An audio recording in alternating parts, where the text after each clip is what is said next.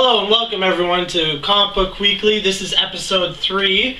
Today we're each going to be reviewing a comic that we're going to go into a discussion of how to get into comics. I'm going to first let Miles start off with the reviewing here. Okay, today I decided that I wanted to review Deathstroke #1 or Teen Titans. I wanted to review it because Deathstroke's one of my favorite characters. And I read the book, I went through the art, and I thought the art was pretty not great.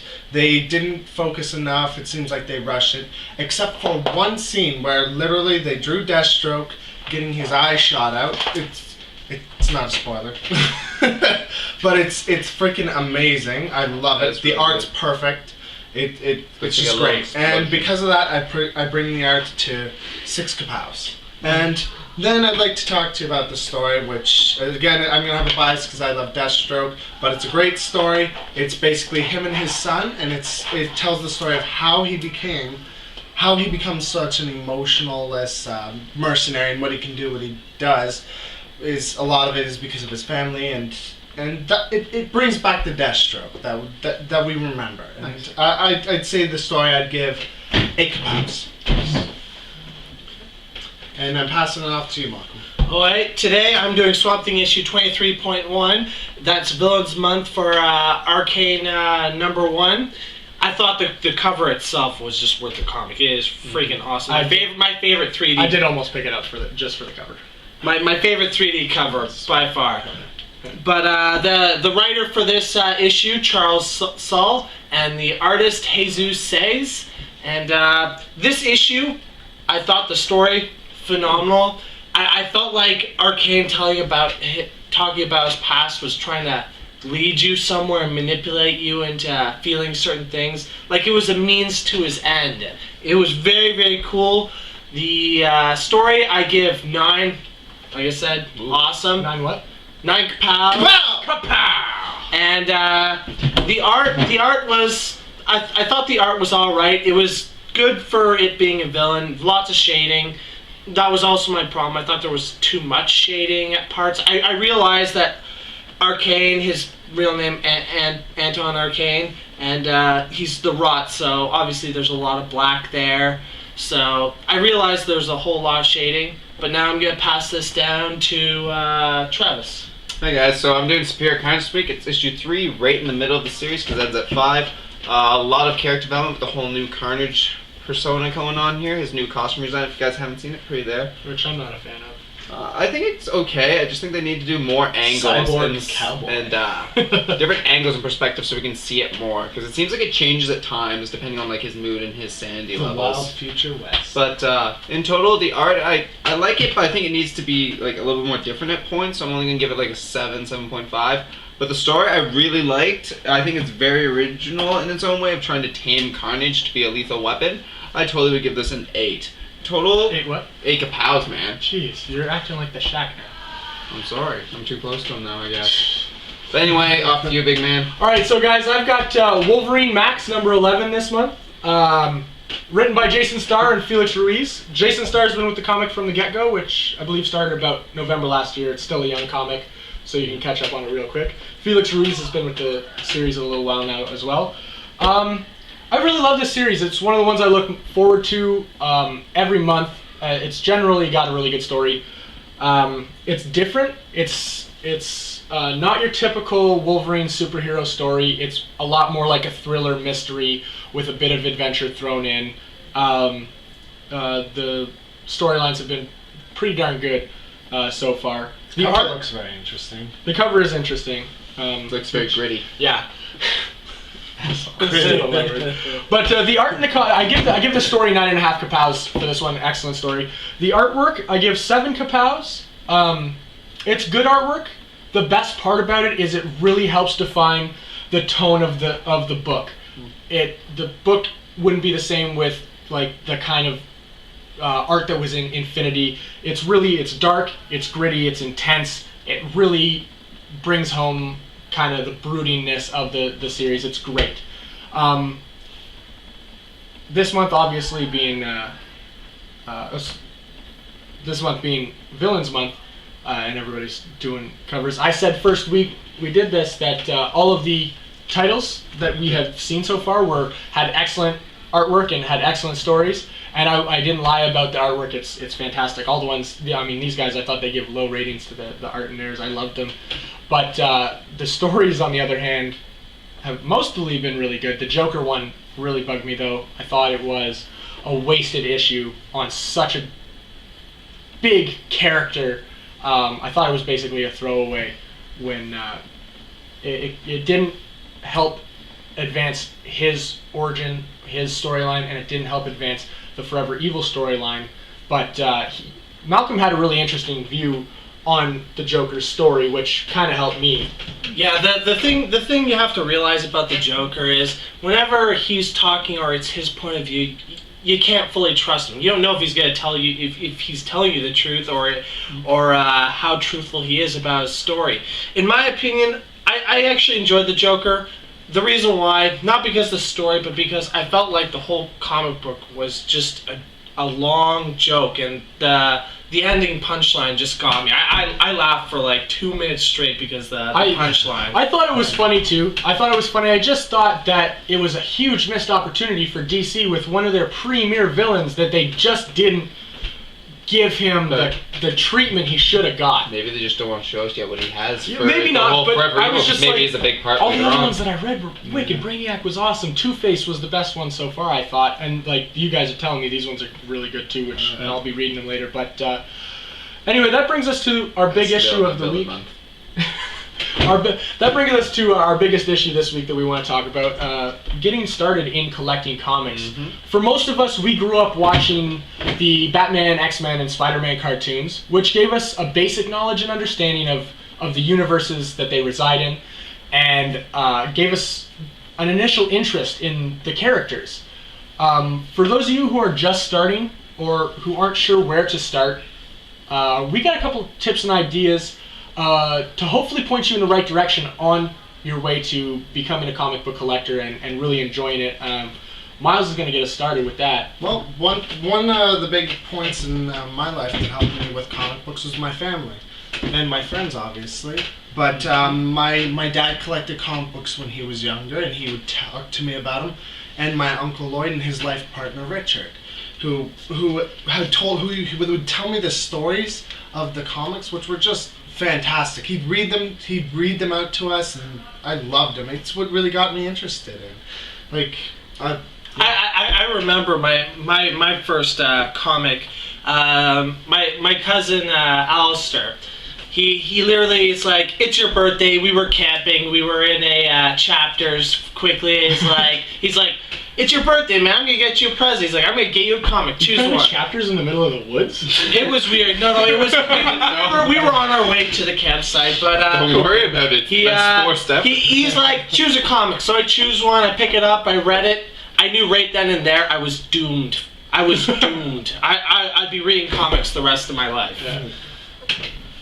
With me, it's actually these two guys. You guys gave me like just tips because I didn't even know a character that I really wanted. And you guys are just like, here's a major event. And this is all you need to know. When was it? It was Identity Crisis, one of the major events of pre-New 52. But yeah, it was still really great. And from there, I learned about Tim Drake, who's now one of my favorite comic book characters at all. And that's when I started collecting majorly. Was when I grabbed all of his series on 50% off sale. It's funny because Tim Drake cried that whole series. So for me, what really helped me get into it was these three guys sitting here. I mean, I had already the seed was planted. These guys were the soil and the watering can that helped that seed grow, because I had no clue.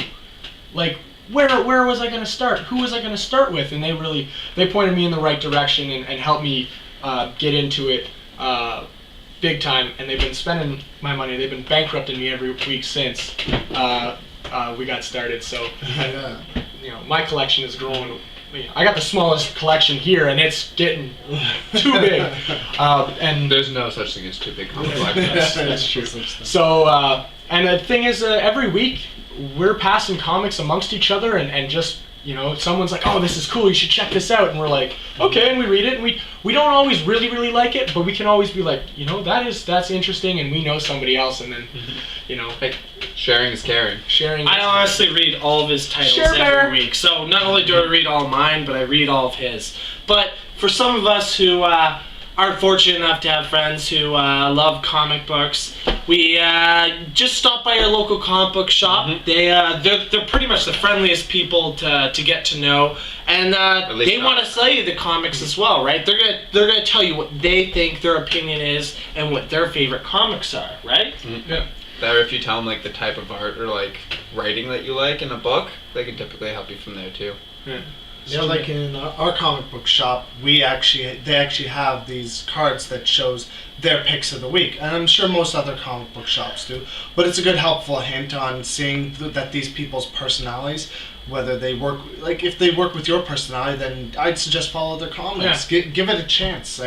As I said, it's great. The comic book people are really awesome. Yeah, if the thing is, you gotta be, if you're good to your comic book people, like we are, we're super nice to our comic book people because they're amazing to us. They go the extra mile. They go more than the extra. They go an extra 100 miles for us, and it's ridiculous. And it's just, we go in and we're nice to them. We talk with them. We engage them in conversations, and we get along with a lot of them. We have, we'll talk about, oh, I like this character, and then all of a sudden it's like, hey, we have a lot of things in common, and it's like, hey, this was Jimmy's pick of the week. Maybe I should pick that up too because he likes it, and maybe he's not here, we don't have time to talk about it. I think that worked out for you today, pretty much. It's pretty much how it worked out for you, right? You ended up with something. I ended up with something extra because someone wasn't there, and I ended up getting some extra shit. They actually, all month they've been putting away these 3D covers for us, even for titles that we don't have reserved, just because we're like, we want to get this villain or this and that. We don't want to subscribe to the whole thing because we don't like that comic so much, but we like this villain that's in there, and they've been given to us.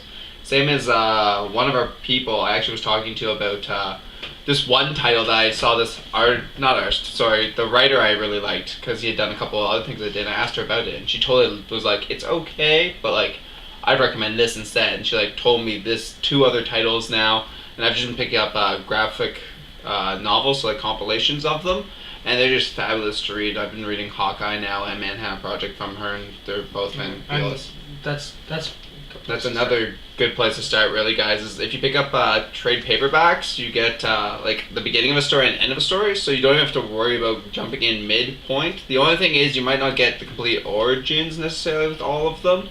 But even so, if you look hard enough, you can find an issue 1 graphic novel. / you can always find them on eBay, Chapters Online. Chapters even sells them, so you can get tons of variety with them. Amazon too. Yeah. For me, the first ones that I got were, even before we were really hanging out and reading comics together, was the Punisher Max ones, which I went, and it was perfect for me because it's stacks of stories. Here's the storyline 1 through 6, and you get to read that and you can move through the volumes. For me, my favorite title every month is the Teenage Mutant Ninja Turtles one, which I didn't get into until we went to Ottawa Comic Con. I didn't even know they had a new one. We went to Ottawa Comic Con. I got issue 21. I read it. I was like, oh my god, this is wicked. And then I went and I tried to find all the issues, and it's difficult to find the single issues. But I went on chapters.ca and bought all the graphic novels, and boom, there I have the whole stories. I'm caught up, and now I'm going from from 21 where I started, and I'm caught up with the series, and I know all the backstory now, which is great, which is important for the series. That's exactly it. Most people can't find issue 1s. You try to get issue 1 of anything, you're not going to get it. But people buy them. Uphill battle. Even if they're not really into it, they this could be expensive. And the issue 1s are always great places to start. And when you find a graphic novel, you find the first graphic novel pretty easily. Like they said, Chapters. You go pretty much a lot of places to grab these. Anywhere online. Yeah. And what's also great about graphic novels is the price. It's literally $4 a comic. $4 a comic, but with a graphic novel, they come with 5 comics, and they're around 15 to $20. So $1 off. Yeah, it's a really good place to start and to pique your interest. A perfect example is just the other day, Travis here lent me a graphic novel, The Manhattan Project, and which Brittany recommended to exactly, but which I'm now going to be borrowing, which was just blew my mind. It was freaking amazing, and now I've got a whole new pull on my list. So, and that's also what I like to do is, when I lend some things to people, it's easier to lend them graphic novels because it's a nice place to start because it has its own story arc, and it has its own end. So it's easier if you don't kind of understand the universe as much. And as I said, it's just a great place to start. Then they like leaving little tidbits. Then like, dun dun dun. This character's like, oh, now I want to read the next one instantly. So one of the other really helpful tools out there right now is Marvel Comics and DC Comics. You can go on their websites online, and they have a digital comics section. If you have a smartphone, you can download the Marvel Comics app or the DC Comics app, and they have the free They have the digital comics there, and they have like tons of free comics that you can just click on, download, and read, which I've been doing with Marvel. It's great because they're all first issues or previews or preludes, or like what's the other one they call, like program guides that kind of break down all the key players and where they call it a program guide for like AVX. It was cool. So it's like solicitation. Like I like it a lot. Helps me when I run out of, like, by about Friday I've read all my Wednesday comics, and then I'm like, I got nothing else to read. But boom, pull out my phone or go on the computer, and there I got downloaded comics that I can read that I don't go through as quickly because they're kind of they're away, but I get to read them, and I've had a few where can you pay for comics on it though? Yeah, and you can also pay for comics. I mean, if that's easier for you, you read the first issue if it's a free issue, and you're like, oh, that's good, and you buy the second issue, and it links you to it at the end on your phone anyway. I haven't read a whole comic through on the computer, but if you read it on your phone at the end, it links you to, like, here, buy the next issue, or buy the trade paperback, and gives you suggestions of other things, probably by the writer or artist or same kind of character. Story or development. Plus, it's great because you don't need to carry it with you. Like, I take the bus to work, and I'm sitting on the bus, and I don't always like to bring my comics with me. So I'll take out the app, and I'm more of a physical comic book reader, so I don't technically buy it, but I'll go through the previews, and I'll pick out the ones that I don't really know, and I'll try it out, and I'll be like, well, that was great. Now I can go pick it up after work, it just leads to making life easier. And you don't risk ruining the physical versions of it. Because even in a bag and board, you can still mess them up a little bit. Exactly. If you're not careful. Talking about the new information there, I mean, go to websites like mycomicbookstash.com and StashMyComics.com and ComicFind.com. We like Comic and Comixology, which actually runs the DC app. So. Anyway, guys. Okay, well, thank you so much for viewing and giving your time to us. And as always, remember to pick up your weekly comics.